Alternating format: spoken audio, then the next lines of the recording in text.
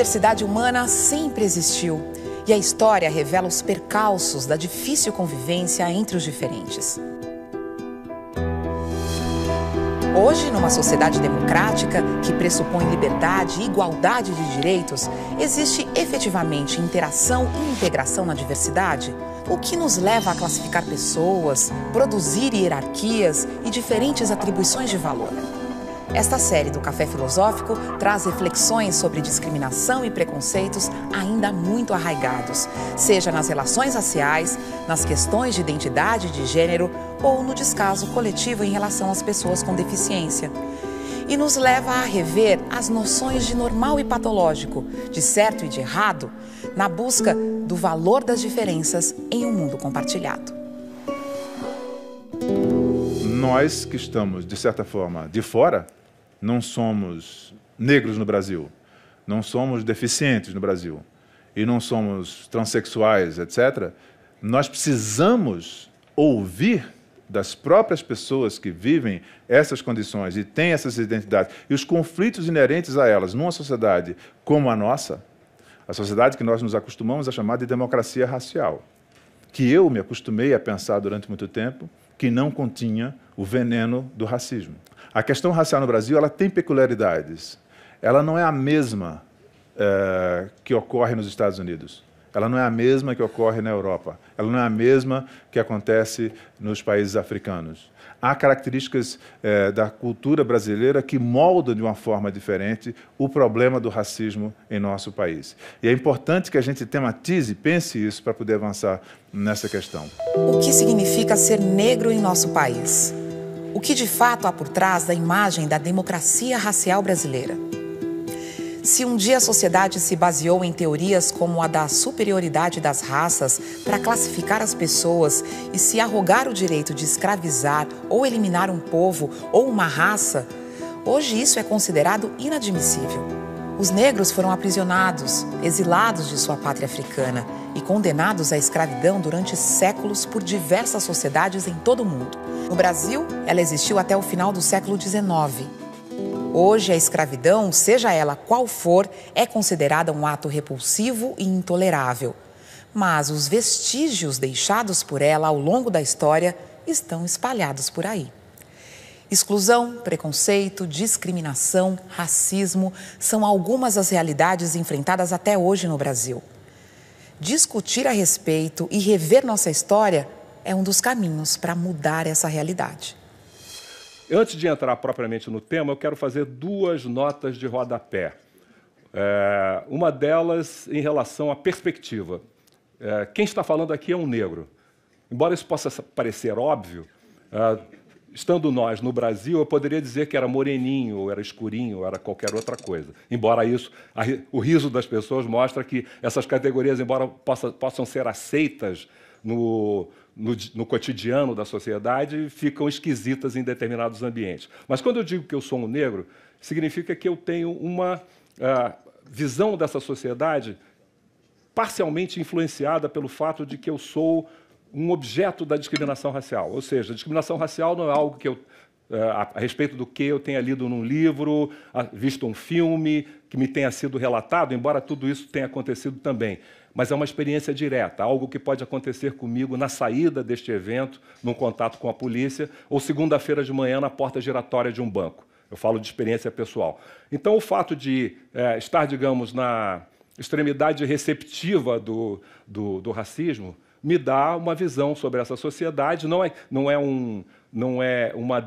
nada determinante, mas é um condicionante muito poderoso. Adversários, por exemplo, das políticas de ação afirmativa, na maioria brancos, tentem se apresentar como neutros, como falando em nome da ciência. Ora, esse lugar não existe. Uma das coisas fundamentais que eu aprendi com a sociologia é a importância do lugar de onde se fala, da perspectiva.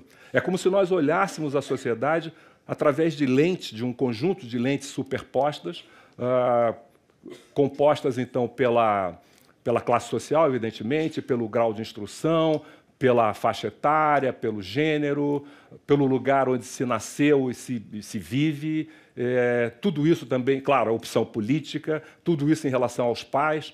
E, evidentemente, então, a gente olha a sociedade e cada um vê de uma determinada maneira. A outra nota de rodapé é a respeito do conceito de raça e das categorias dele resultantes. Quando eu falar de raça, ou de branco, ou de negro, ou mestiço, eu vou estar falando não de biologia, mas sim de sociologia e de história.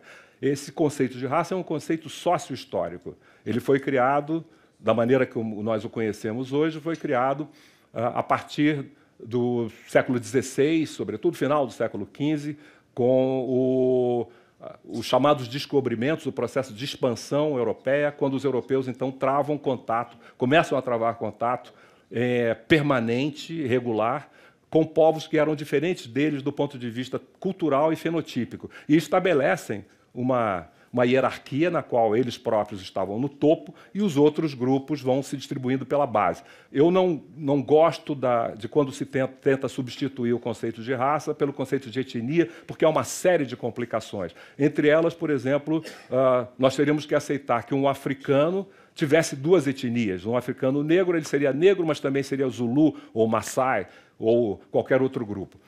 Quando se faz isso, eu me lembro, então, da fala de um sociólogo francês, Pierre-André Taguieff, quando diz que isso seria fazer uma eugenia lexical negativa que imagina matar o fenômeno eliminando a palavra. Quando eu falar de raça, então, estou falando de cultura. Considero que nós vivemos agora no Brasil um momento extraordinário do ponto de vista da discussão sobre relações raciais. Essa discussão que, por tanto tempo, foi jogada debaixo do tapete. A partir do início do milênio, especialmente a partir de 2001, quando começam a ser adotadas políticas de ação afirmativa com recorte racial, primeiro no âmbito das universidades e, mais recentemente, no serviço público, a sociedade brasileira foi obrigada, setores importantes da sociedade brasileira foram obrigados a mergulhar, foi-lhes enfiada goela abaixo uma discussão tradicionalmente considerada desagradável, perturbadora,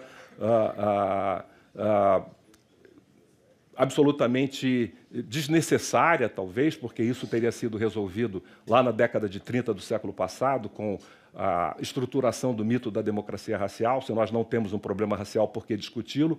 E aquilo que parece uma contribuição brasileira a essa argumentação, já que eu não vi isso em outros lugares, a ideia de que discutir o racismo é perigoso porque provoca o racismo. Ora, me parece o fruto de um raciocínio extremamente tortuoso. Como é que discutir um problema pode provocá-lo? E para nós que estamos do outro lado desta mesa de debate, que consideramos a discussão dessa questão absolutamente fundamental, não apenas para os negros, mas para o conjunto da sociedade brasileira, trata-se agora, então, de um momento auspicioso, um momento alvissareiro, esperançoso, já que nós podemos divisar lá no futuro a possibilidade de conseguirmos adotar medidas capazes de enfrentar o racismo de uma maneira bastante eficaz, já que políticas de ação afirmativa não são feitas, não acabam com o racismo, assim como não acabam com o problema da escola pública. E é interessante que esses são dois argumentos usados pelos adversários dessas políticas. As políticas de ação afirmativa visam proporcionar igualdade de oportunidades, é isso, a grupos que as diversas convenções assinadas pelo Brasil, da ONU, da Unesco, chamam de tradicionalmente, historicamente discriminados ou tradicionalmente excluídos. E, de uma certa forma, isso está sendo obtido, graças a elas, milhares de jovens negros e pobres têm tido a oportunidade, pelo menos, de sonhar em frequentar universidades públicas de qualidade. Mas eu digo que o principal efeito dessas políticas tem sido exatamente produzir esse debate. Porque a partir do debate, a partir do reconhecimento da existência de um problema, é que nós podemos começar a enfrentá-lo.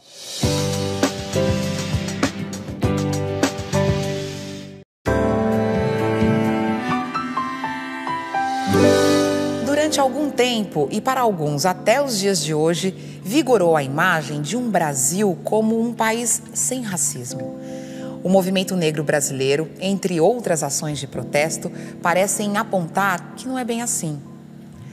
As medidas políticas de ação afirmativa são voltadas a grupos que foram ou ainda são discriminados pela exclusão social, como, por exemplo, a Lei da Igualdade Racial ou das cotas nas universidades públicas, que abrem oportunidades para uma maior igualdade social. Tais ações e leis trouxeram à tona inflamadas discussões sobre importantes questões como o racismo. A discussão sobre raça, como eu disse antes, jogada debaixo do tapete, hoje está presente nos talk shows de rádio e televisão, nas reportagens e editoriais dos jornais, dos grandes jornais, normalmente com uma posição reacionária, nas novelas, e faz parte hoje do debate público. É, de uma certa forma, como se nós tivéssemos retornado no tempo, a meados do século XIX, quando essa discussão também ganha a sociedade, a partir daqueles segmentos mais antenados da intelectualidade e da área política, que percebiam duas coisas importantes e inevitáveis. Primeiro, a abolição da escravatura. A abolição da escravatura viria, inevitavelmente, como resultado da Revolução Industrial. A Revolução Industrial trazia não apenas alterações nas formas de produção, mas trazia fundamentalmente a necessidade de ampliação dos mercados consumidores. E aí a gente vai entender por que a Inglaterra, que foi o primeiro país a deslanchar a Revolução Industrial, pressiona o Brasil, primeiro a acabar com o tráfico e depois a abolir a escravatura, o que resulta também, entre outras coisas, nas chamadas leis para inglês ver. Na lei dos sexagenários, que era uma coisa muito interessante, os escravos com mais de 60 anos seriam libertados numa época em que a expectativa de vida no Brasil não chegava a 40. E a lei do ventre livre, que também não libertou ninguém, porque ela incluía uma cláusula de que os nascidos livres, a partir daquele momento, teriam que permanecer, sim, sob o jugo do senhor até os 21 anos de idade. A abolição veio antes disso. Ora, nesse momento, então, uma consequência inevitável era percebida por essas elites. Uma vez abolida a escravatura, o Brasil teria uma população livre, constituída predominantemente por não brancos. Segundo o censo de 1850, havia no Brasil cerca de 500 mil brancos e 1,5 milhão de negros, índios e mestiços, caboclos e mulatos. Ora, isso numa época em que as ideias predominantes eram aquelas que nós hoje chamaríamos de racistas. Eu digo nós hoje chamaríamos, porque naquela época esse termo sequer existia.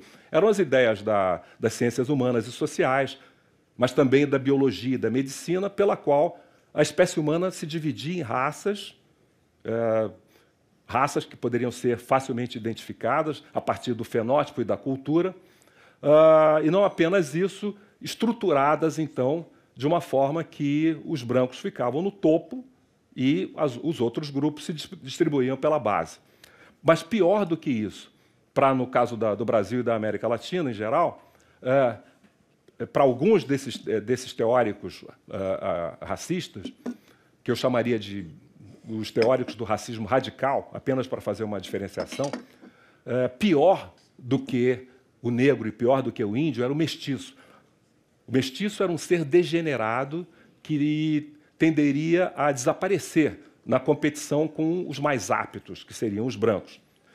Ora, esse era um problema muito grande para o Brasil, para a América Latina de maneira geral, não apenas pelo grande contingente de mestiços, mas pelo fato de que na própria elite desses países, havia pessoas de ascendência divisível, ascendência negra e indígena. Isso causou, então, algo que eu chamaria de um pessimismo racial. O próprio Conde de Gobineau, que era amigo íntimo de Dom Pedro II, o embaixador da França no Brasil, dizia que o Brasil não teria futuro em função dessa mestiçagem. Ora, não à toa, apareceu, então, nessa época, o que eu chamo de um racismo alternativo, ou moderado, entre aspas, cheio de aspas. A ideia de que, não, os mestiços não eram todos inferiores. Havia dois tipos de mestiços. O mestiço superior, mais próximo do branco, do ponto de vista cultural e fenotípico, que tenderia a ser absorvido, assimilado, e o mestiço inferior, mais próximo do negro, de indígena, e esse sim desapareceria. Essa visão que eu chamei de moderada acabou predominando, e ela foi expressa claramente em 1911, no Congresso Mundial das Raças, realizado em Londres, pelo representante brasileiro, João Batista de Lacerda, que disse com todas as letras, num texto escrito em francês, que era o inglês da época, Sur le métis au Brésil, sobre o mestiço no Brasil, que o Brasil estava resolvendo esse problema do negro, era como se dizia, o problema do negro, pela via da miscigenação, e que dentro de 100 anos não haveria mais negros no Brasil. Ora, é interessante que todo esse ideário racista não tivesse impedido que surgisse no Brasil, que se construísse no Brasil, uma autoimagem extremamente contraditória em relação a essas ideias. A visão de que o Brasil seria uma espécie de paraíso racial, uma sociedade caracterizada pela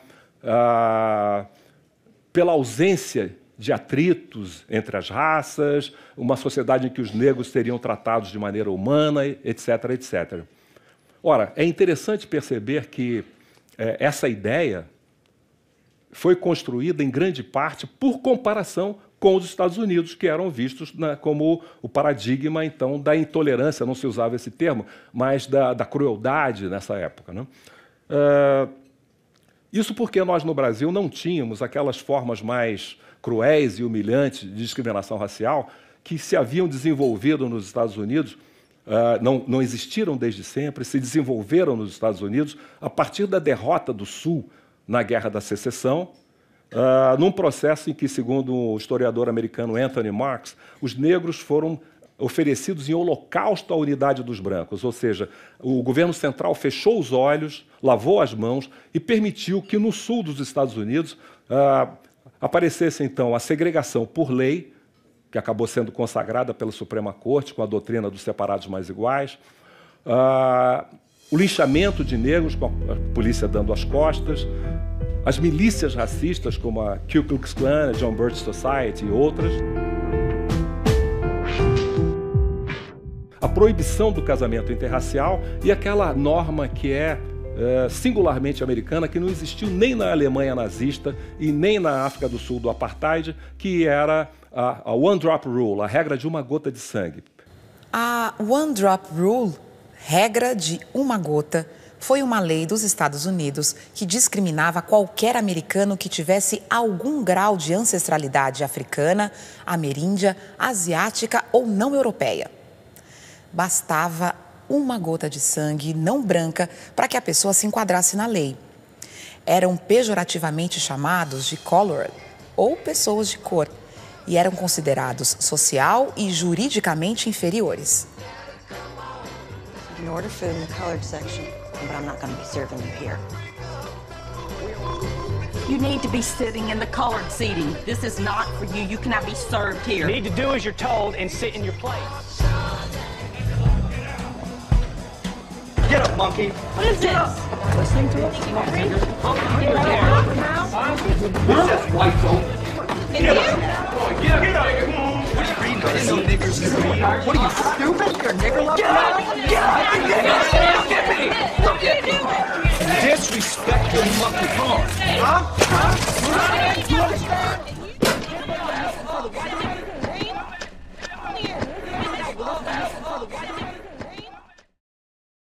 Este conceito surgiu no século XIX e se tornou lei nos Estados Unidos durante o século XX.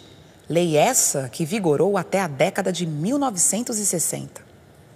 Como nós não tivéssemos nada aqui no Brasil, nada desse tipo aqui no Brasil, o Brasil era melhor que os Estados Unidos, é possível aceitar isso, e de ser melhor do que os Estados Unidos, passou-se ao exagero de apresentar o Brasil, então, como o modelo, o paradigma positivo.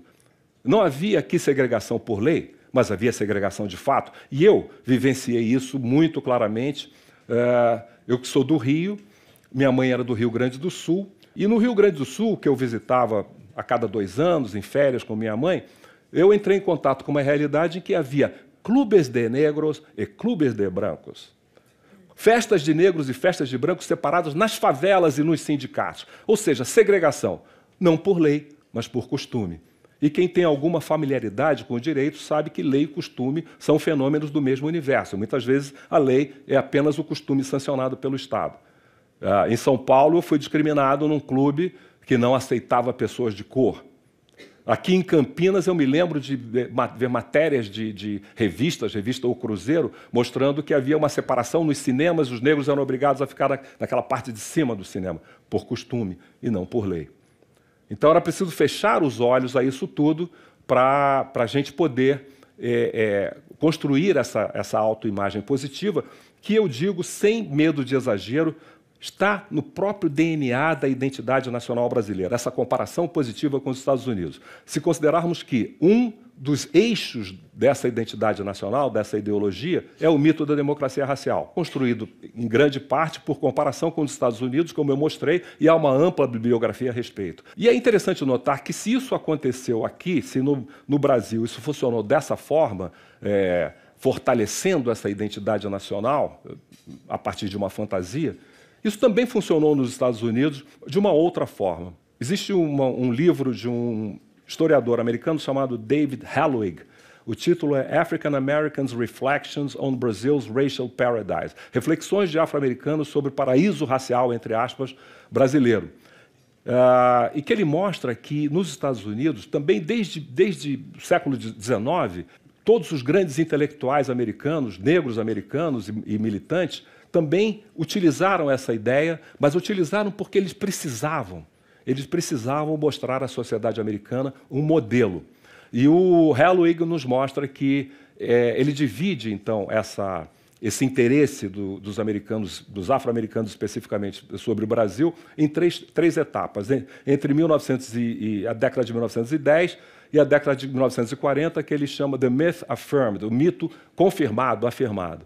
Da década de 40 à década de 60, o The Myth Debated, o mito debatido. E da década de 60 para cá, The Myth Rejected, o mito rejeitado.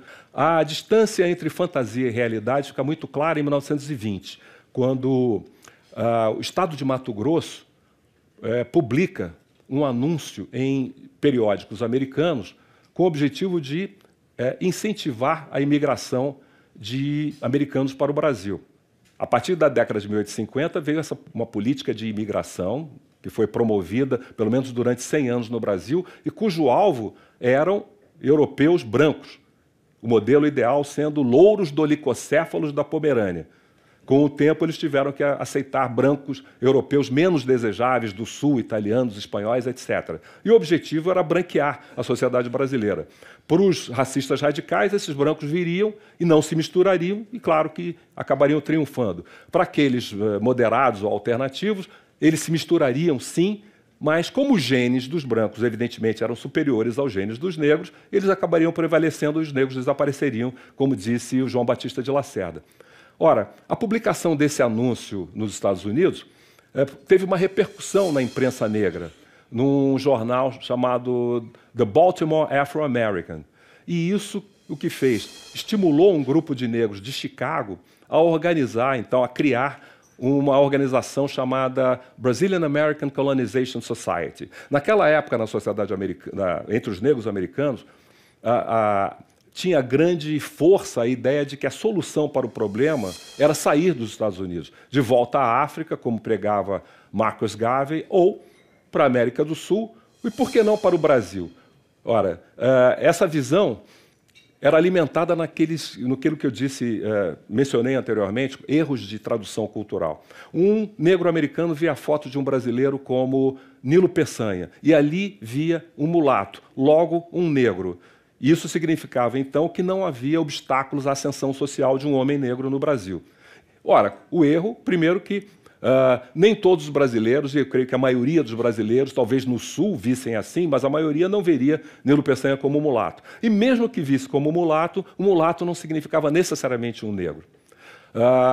Quando a notícia chegou ao Brasil de que um grupo de afro-americanos estava tentando, de negros americanos estavam tentando vir para o Brasil, isso provocou um choque. artigos publicados no jornal, mas nós estamos acabando com esse problema pela miscigenação e vão vir mais deles. Projetos de lei foram apresentados no Congresso brasileiro para evitar aquela catástrofe, mas o Itamaraty foi muito mais rápido e eficiente. Uma ordem secreta foi enviada à embaixada e aos consulados brasileiros nos Estados Unidos para que não dessem vistos aquelas pessoas, que protestaram. Nós estamos sendo discriminados. E a resposta curta e grossa foi que o Brasil é um país autônomo e nós temos o direito de determinar quem pode e quem não pode vir para cá. Nenhum dos projetos de lei passou, mas a Constituição de 1934, que é considerada mais racista, porque no seu capítulo sobre educação diz que a educação brasileira deve se basear nos princípios da eugenia, no seu capítulo sobre imigração diz que estabelece uma política de cotas para a imigração, ou seja, só poderiam vir para o Brasil pessoas de uma determinada região, de acordo com uma cota sobre o número de pessoas vindas daquela região para o Brasil nos últimos 50 anos. Isso era uma forma de lidar com esse problema sem entrar diretamente na questão de raça.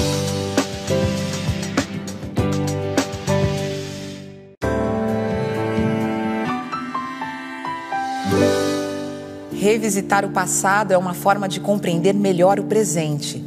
Nesse sentido, o jornalista Carlos Medeiros traça um percurso através da história do Brasil e dos Estados Unidos para nos ajudar na reflexão sobre o racismo atual. Estamos, então, na década de 30, uma década extremamente conturbada, em que havia movimentos sociais importantes, tanto à direita quanto à esquerda, movimento comunista, movimento fascista, integralista. Foi fundada naquela época em São Paulo, em 1931, a Frente Negra Brasileira, que se expandiu por vários estados, cujo objetivo era criar um novo negro e fazer a verdadeira abolição, considerando então que a abolição era incompleta. E nessa época, exatamente nessa época, surge a obra de Gilberto Freire, que é um divisor de águas nessa discussão. De uma certa forma, ela acaba com a discussão. Eu costumo dizer que a obra de Freire é uma espécie de consiste num avanço paralisante. E eu explico esse aparente paradoxo. Um avanço porque Freire afirmava que os negros não eram inferiores do ponto de vista biológico, que eles poderiam ser assimilados ao mainstream, à sociedade branca dominante. Mas, ao mesmo tempo, Freire afirmava e estruturava, então, a noção da excepcionalidade brasileira do ponto de vista da questão de raça, ou seja, uma sociedade que seria caracterizada pela harmonia racial. Ora, as ideias de Freire chegam num momento em que o Estado Novo percebe a necessidade de dar uma conclusão ao processo de construção da identidade nacional. E elas, se vocês me permitem, o clichê cai como uma luva para as necessidades do Estado Novo. Elas começam a ser adotadas pelo Estado, divulgadas pelos meios de comunicação, ensinadas nas escolas e transformam-se naquilo que o intelectual italiano Antonio Gramsci chamava de senso comum. O senso comum de uma sociedade consistindo nas ideias das elites capilarizadas para o conjunto da sociedade, que acabam sendo as ideias de todo mundo, aquela repetição. Não temos um problema racial, temos um problema social, como se um problema racial não fosse social, mas temos um problema de classe. Aqui o que conta é a classe. E ela se transforma num grande obstáculo ao avanço, porque se nós não temos um problema, não é preciso fazer nada a respeito. E transforma perversamente em inimigos, em perpetradores, em criminosos, os negros que ousam denunciar a discriminação racial. Ele ou ela seria taxado ou de complexado, havia a ideia do complexo de cor, ou divisionista, ou inimigo da nação. Por muito tempo não foi possível sequer atacar o mito da democracia racial.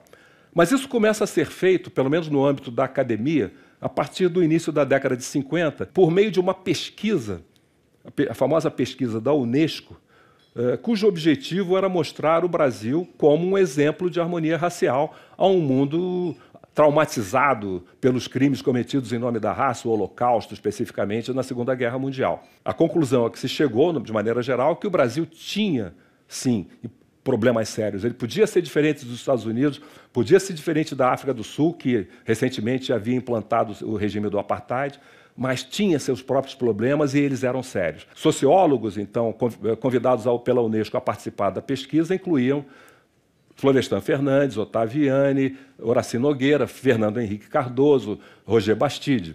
No Rio de Janeiro, Luiz Costa Pinto. Na Bahia, Tales de Azevedo. Chega à conclusão de que as diferenças entre Brasil e Estados Unidos, do ponto de vista da questão racial, eram diferenças de grau, não de essência. O outro ponto de contato interessante é se a gente verificar que, em 1951, o Brasil adota a primeira lei contra a discriminação racial, a Lei Afonso Arinos.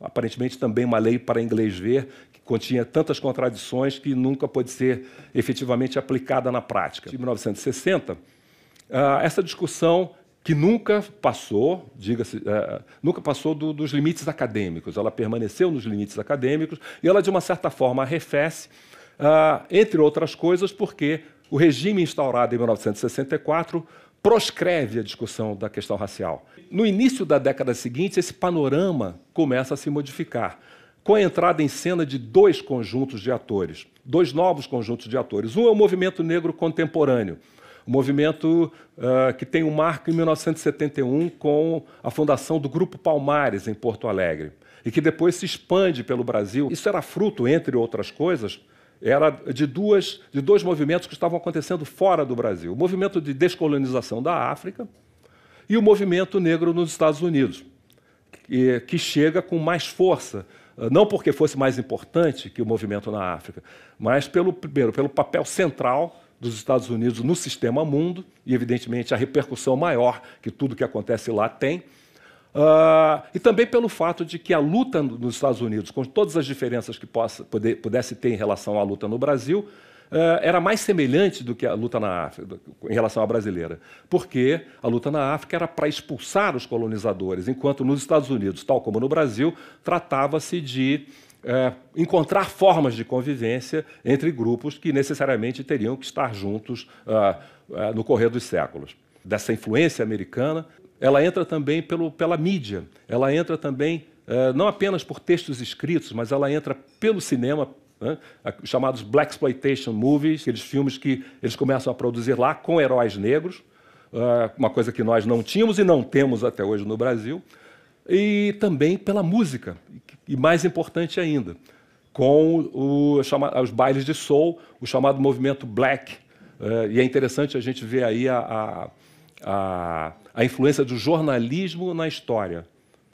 Essa coisa de movimento black, essa denominação de Black Rio, Black São Paulo, Black Bahia, vem de uma matéria jornalística publicada no caderno B do Jornal do Brasil, que era, na época, enfim, um ícone, uma referência do ponto de vista cultural, escrito por uma jornalista negra. Na verdade, ela tinha dificuldade com essa identificação, ela preferia se considerar mulata, chamada Lena Frias.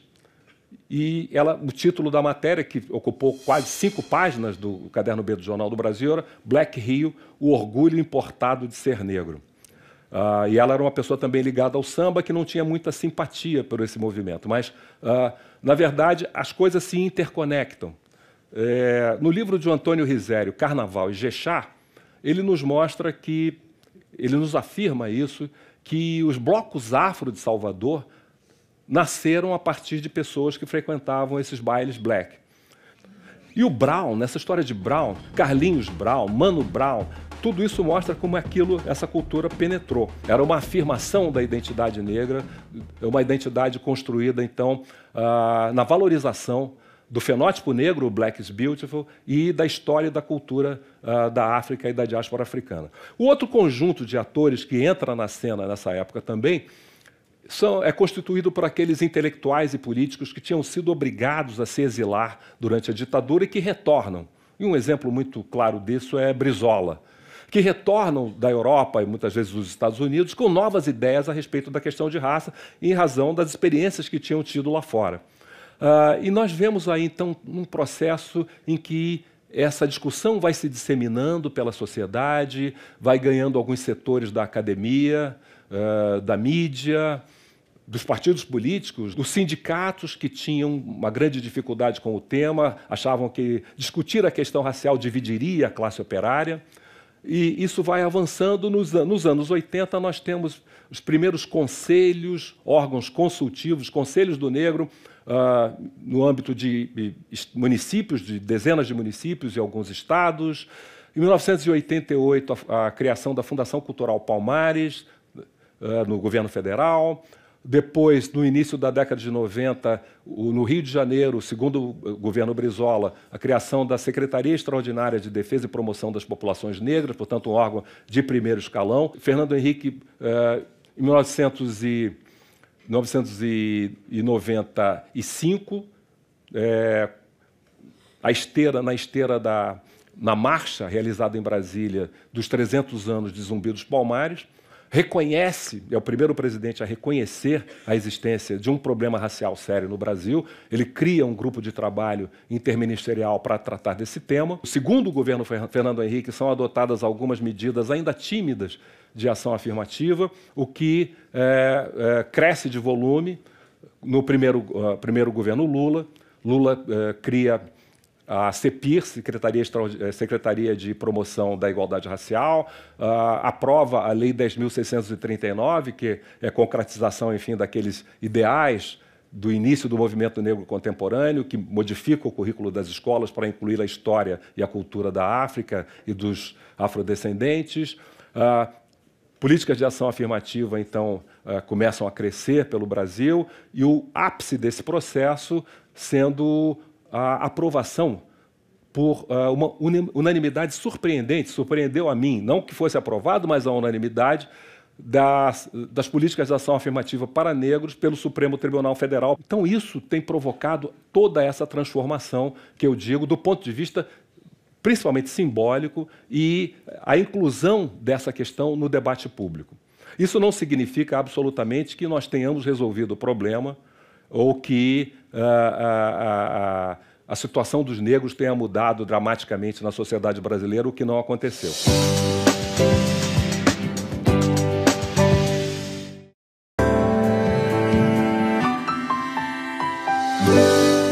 A influência norte-americana sempre esteve presente na sociedade brasileira.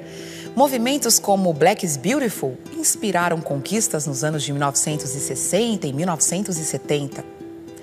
Nas últimas décadas, houve em nosso país alguns avanços significativos no combate à discriminação, e políticas de ações afirmativas abriram novas oportunidades, inclusive para reflexões como esta do Café Filosófico.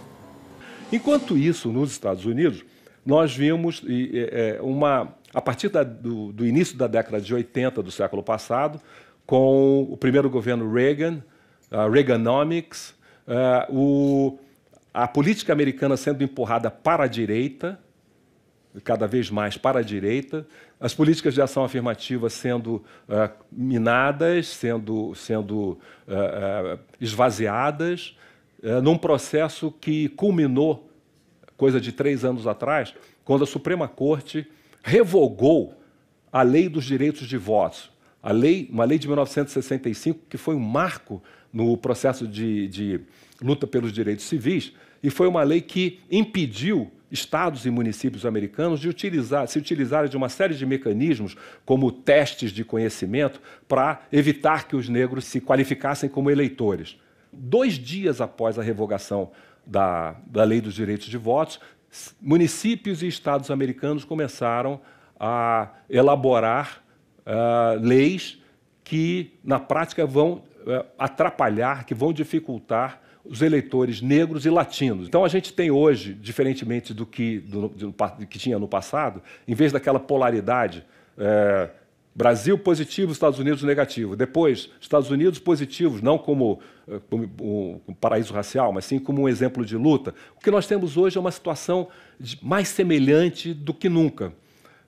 Fala-se de uma americanização da sociedade brasileira, com as políticas de ação afirmativa, o reconhecimento do racismo pelo Estado, a criação de formas de tentar enfrentá-lo.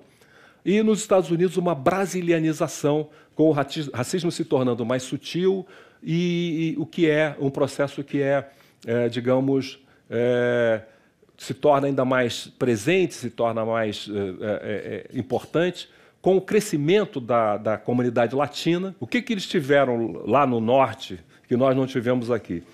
Como eles tiveram segregação e como eles tiveram a regra de uma gota de sangue, eles tiveram que se unir. Mesmo que questões de classe, questões de tonalidade da pele tivessem peso dentro da comunidade negra, tenham peso dentro da comunidade negra, eles, diante dos brancos, eles estavam unidos e lutaram. Nós somos fragmentados.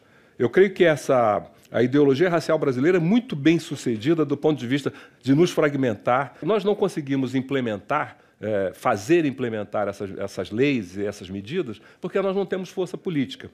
E esse momento, nesse sentido, é um momento extremamente complicado, com o crescimento, com uma endireitação, digamos assim, da sociedade brasileira em função de vários motivos. De qualquer maneira, eu repito a minha fala inicial, nós estamos num momento promissor. Nós temos uma janela de oportunidades, podemos enfrentar esse problema. O fato de estarmos aqui hoje, tantas pessoas interessadas na discussão desse tema, significa um avanço com certeza. E eu espero que todos vocês, de uma forma ou de outra, possam colaborar nesse processo, nessa construção de uma sociedade que, primeiro, reconheça a existência de um problema para que possa enfrentá-lo.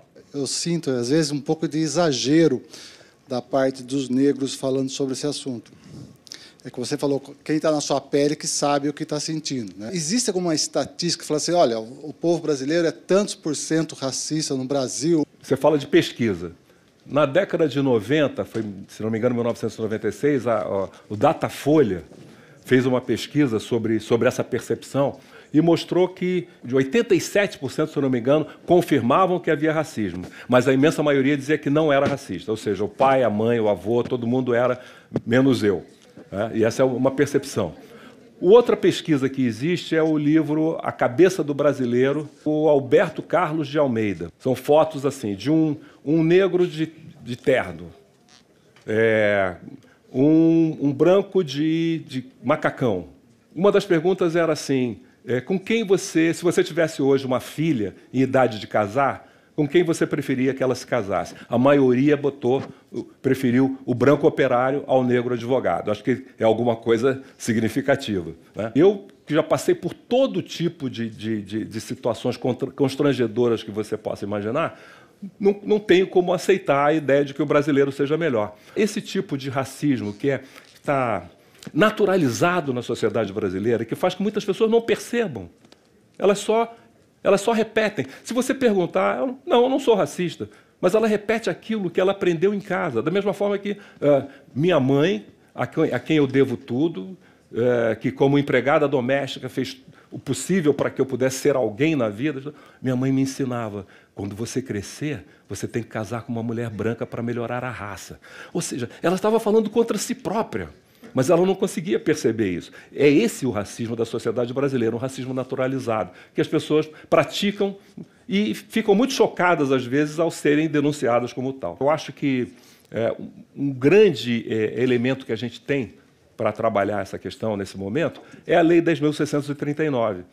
É essa lei que inclui nos currículos das escolas de todos os níveis o estudo da história e da cultura da África, dos africanos e dos afrodescendentes. Por quê? Porque ela ataca uma das fontes, um filósofo da década de 70, Luiz Althusser, falava dos aparelhos ideológicos de Estado, que seriam a família, a escola e os meios de comunicação. Ora, como é que você entra na família? Os meios de comunicação também tem uma complicação imensa. Qualquer coisa que se fale aí agora é censura. É claro que é uma luta que tem que ser travada. A lei existe. E hoje a gente já vê que ela funciona um pouco melhor.